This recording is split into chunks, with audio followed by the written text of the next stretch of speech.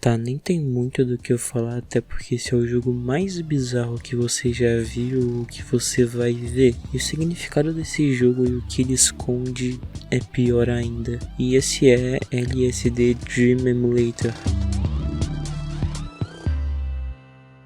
Assim que você abre o jogo, você já é recebido com essa cutscene extremamente bizarra. E o jogo nem é tão diferente do que você acabou de ver. Bem, LSD de um emulator e LSD pode não significar droga, mas sim um monte de coisa, porque na verdade no jogo é bem comum aparecerem frases que formam a sigla LSD, como Link Speed Dream ou Lovely Sweet Dream, coisas por aí. E também não tem como definir alguma dessas como definitiva ou tê-la como a 100% mais correta, mas o mais aceito geralmente é Link Speed Dream. Esse jogo foi lançado em 98 por Osamu Saito, e guarda ele na cabeça porque a gente vai falar bastante sobre ele, mas enfim, lançado para PlayStation 1, o jogo é um Walking Simulator, e talvez ele até tenha sido o primeiro jogo desse gênero. Nesse jogo basicamente você só anda por sonhos, sonhos que por si só são baseados em um livro de Hiroko Nishiwa chamado Lovely Sweet Dreams, onde ela basicamente anotou todos os sonhos. E, coincidentemente, essa autora trabalhava na empresa que fez o jogo. E nesse livro tinham os mais diversos sonhos, mas os mais comuns eram só pesadelos que foram anotados por um tempo de mais ou menos 10 anos. E alguns desses sonhos e desses pesadelos foram parar no jogo.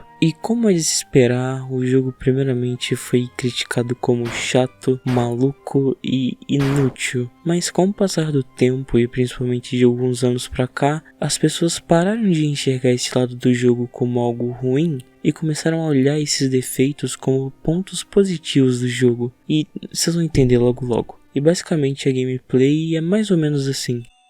Você basicamente vive no jogo por 365 dias, e em cada dia você tem um sonho. E nesse sonho você basicamente fica passeando por lugares, e em qualquer lugar que você toque você é transportado para outro local. Não é tão difícil de entender. E esse ciclo se repete diversas e diversas vezes até você acordar. E como você deve ter pensado, os sonhos, pela limitação do PS1, devem se repetir bastante. Mas uma sacada genial dos criadores foi que o que muda nos sonhos para não ficar repetitivo é basicamente todas as texturas dele. E isso sinceramente foi incrível, o que acaba mudando totalmente a sensação que você tem e acaba deixando tudo extremamente bizarro. Enfim, voltando. Basicamente, toda vez que você acorda, aparece um gráfico que mostra se seu sonho foi estático, dinâmico, alegre ou triste. E dependendo do que aconteceu no sonho, a caixa marcada nesse menu muda de lugar e basicamente define o seu sonho. E isso também se repete até o fim do ano. E no meio disso tem alguns outros eventos que são basicamente cutscenes que se passam no mundo real com pessoas de verdade. E é basicamente por aí que as teorias desse jogo começam. Tá, como você deve ter pressuposto, pela natureza estranha do jogo, o que não faltam são teorias e principalmente creepypastas, e a teoria principal que muitas pessoas acreditam é que o jogo retrata sonhos de um assassino. E essa teoria se baseia principalmente em um lugar do jogo que se chama Distrito da Violência, que é um lugar onde a gente pode ver um homem com uma arma, e em alguns lugares tem alguns corpos caídos. Fora também uma mulher que, quando a gente chega perto dela, ela se teleporta, e se a gente continuar seguindo ela, em um momento ela literalmente perde a cabeça.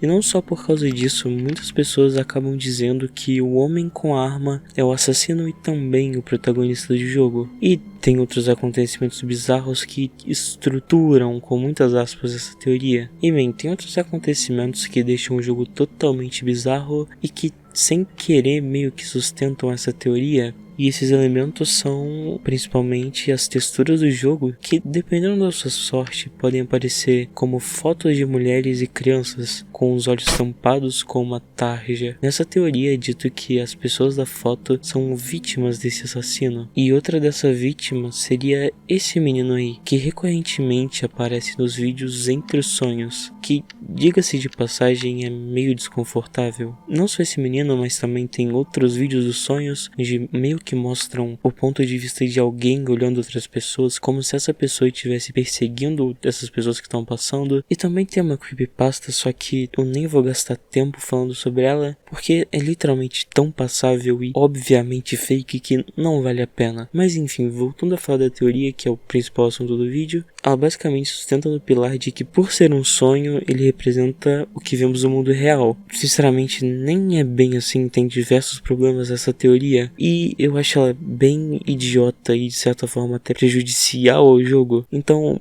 enfim, é aqui que a gente vai começar o vídeo de verdade. A primeira coisa que eu tenho que falar aí, que provavelmente vocês já perceberam, é que esse tipo de teoria é simplesmente um conteúdo chocante, extremamente barato, muitas vezes sem base nenhuma. E isso, infelizmente, acaba caindo no colo de jogos sem uma história, os jogos mais abstratos no geral. E é principalmente por view que esses vídeos são feitos, até porque falar que um jogo fala sobre um assassinato é bem mais chamativo do que falar que um jogo é uma experiência ambiental. E sinceramente, eu não julgo e muito menos me importo com o que essa gente faz. Eu só acho esse tipo de conteúdo meio burro, porque qualquer lacuna de estranheza e subjetividade, muita gente já tenta enfiar essas coisas creepies e chocantes como um assassinato. Uau, que medo! E um jogo que sofre bastante disso é Yumeniki. E é sempre fácil desmantelar essas teorias, porque elas só se baseiam em um elemento. A do VHS, por exemplo, se propõe que a visão é do assassino, mas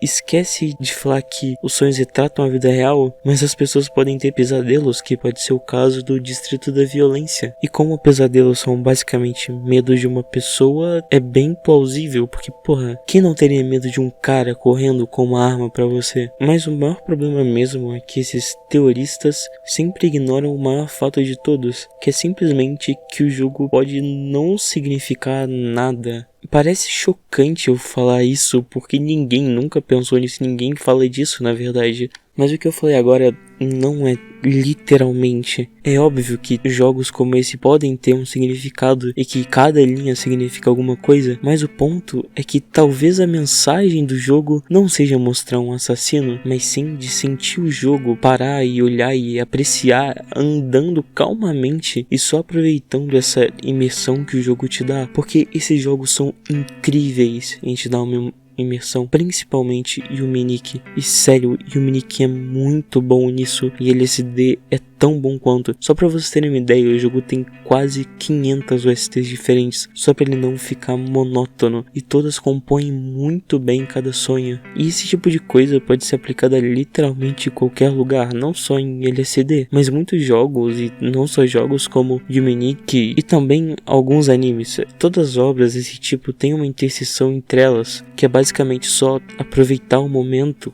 ou até mesmo relaxar, seja procurar lentamente os poderes em Yumeniki, passear e contemplar a loucura dos sonhos em LSD, e literalmente parar de procurar significado em tudo, porque isso no final não importa de verdade. Isso acaba me levando para outro ponto, que é que o autor desse jogo é um gênio incompreendido. Tá, só para refrescar a memória de vocês, o criador de LSD é o Osamu Saito, que a melhor forma que eu posso descrever ele é como sendo um gênio, sério. Porque além de ser um desenvolvedor de jogos, ele pinta, faz músicas e já fez até alguns curta-metragens. E principalmente ele é um ótimo fotógrafo.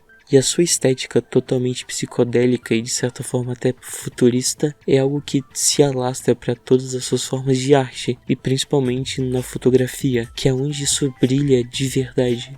Literalmente.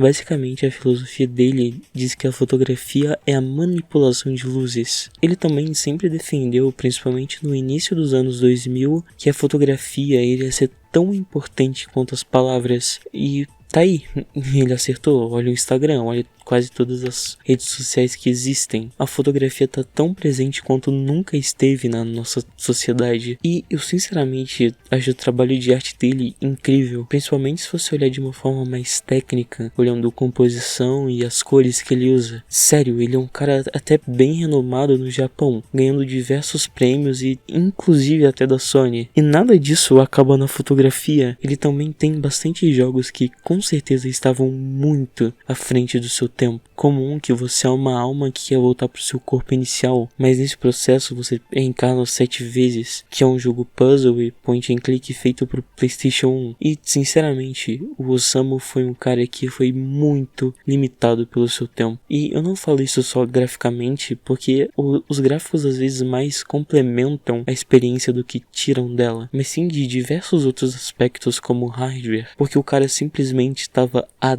décadas na frente de todo mundo. E eu sinceramente mal posso esperar pro próximo jogo ou música que esse cara vai fazer, porque no final de tudo, ele é um gênio incompreendido. E essas teorias só meio que encobrem isso, porque é só burro, sério. Pra finalizar, terminar esse tema de que a internet pega uma coisa e amplifica trilhões e trilhões de vezes, eu queria recomendar aqui no final do vídeo do meu amigo Yuri, que é basicamente um vídeo onde ele desmente essas creepypastas da internet, que a internet mesmo pega e aumenta para um nível exponencial gigantesco, sério. Chega até a ser ridículo.